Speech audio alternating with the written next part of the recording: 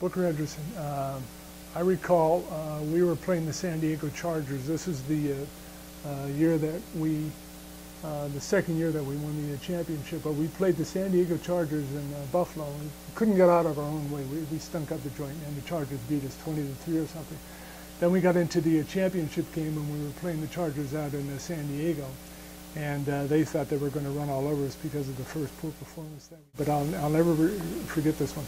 Lance Allworth, Bambi, never been caught from behind, ran like a deer. Well, Booker's covering Bambi, man to man. He runs a quick post pattern and gets about 2 steps on Booker.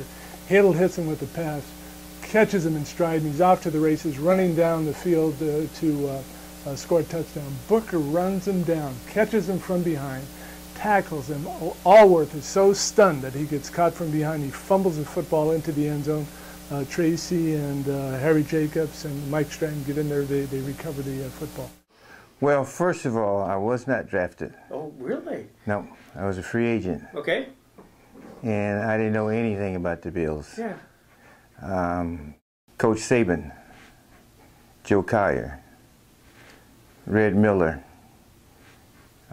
they all coached me at Western Illinois University. I was going to Boston, but Saban got fired and ended up in Buffalo. Following Saban, all-rookie team. I think I was a runner-up to Tom Sistak as Rookie of the Year, which Tom Sistak, as we all know, was an outstanding defensive lineman.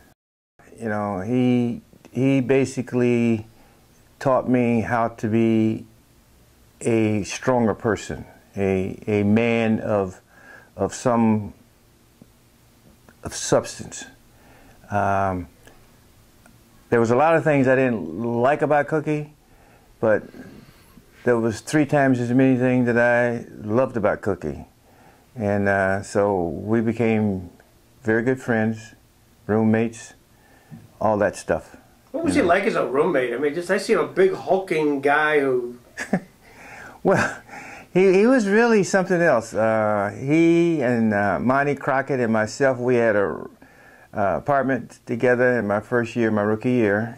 He had the outside room, and Monty had an outside room, and I had the middle room. And Cookie loved down-home music, low-down blues music, and Monty loved jazz, and I was basically a rock and roller, rhythm and blues. And I had to, by me being in the middle of the rooms, I had to listen to all their music all the time because they was playing it. And so it gave me a lot of appreciation, not only for music, but appreciation to those guys giving me an opportunity to be a man. The press was tough on him. I mean, it was a story. One of the things he did was, they asked him about interviews. He said, how much are you going to pay me for an interview? And the media said, well, we don't pay for interviews. And he said, well, then you don't get one. He said, because you know what's going to happen? He said, when I'm dead and gone, you'll be showing that interview, and I won't be getting anything, but your company will be receiving some residuals from it. And it made a lot of sense. You know, and he said, hey, I'm just not going to do it unless you go pay me for it. That was him. You know, you don't hear that these days, do you? No, not at all. You know, I wouldn't be here doing this interview right now if I felt like him, right? Probably not, yeah. I had to pay $3 to McGuire for a beer. Okay, then I want mine for my Maker's Mark then, okay? Okay, exactly. Yeah, okay, good. I'll go along with that, you know. All of them was highlights because just playing the game, it was just every game was different, every play, because you had to look at the overall game plan, whether it was a running play or whether it was a passing play or whether it was just a play to keep you busy. But obviously, dealing with the pass was the most important aspect of the game, and being able to read the receivers and and cover them in a manner to keep you from getting beat. Which back in those days with the AFL, it was just like the MTV of football. I mean, everything was fast. That's what they built their reputation on, speed.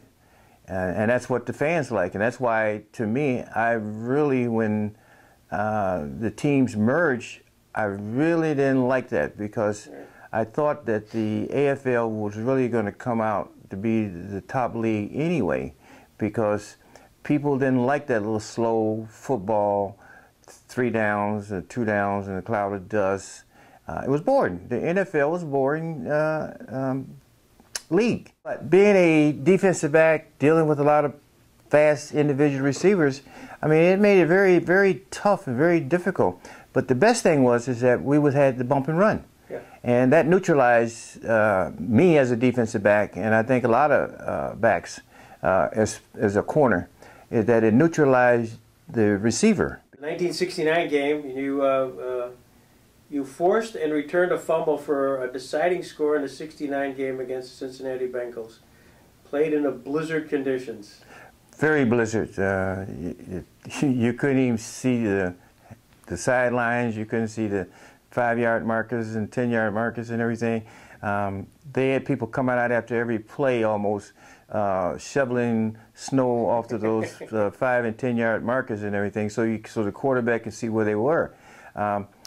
That fumble interception, as they call it, it was actually a fumble. And it was just luck, you know. I went in there and I slid into the guy and I backed around. I had the ball in my hand and his hands too. And I guess it was slippery and it just pulled it away from his hand and I just took it in for a touchdown. It was a weird situation, but we won. Super Bowl-bound New Yorkers beached on the shores of Lake Erie as Buffalo intercepted 5 Joe Namath passes and returned 3 for touchdowns in a stunning upset.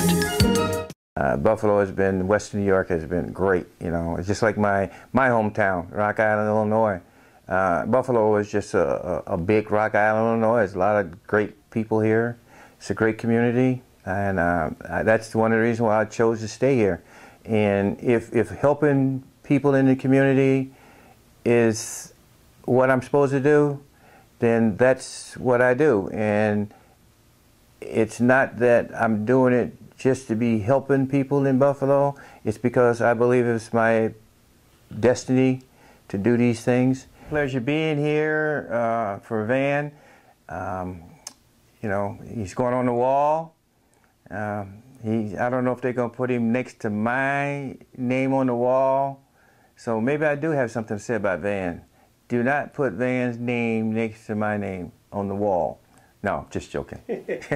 But I mean, he's the voice of the Buffalo Bills. You know, I know Rick Azar and John Murphy and a few other people have been a part of that, but Van Miller is the voice of the Buffalo Bills. It will always be the voice of the Buffalo Bills. Very much. This is great. Thanks, Booker. Thank you, Ray.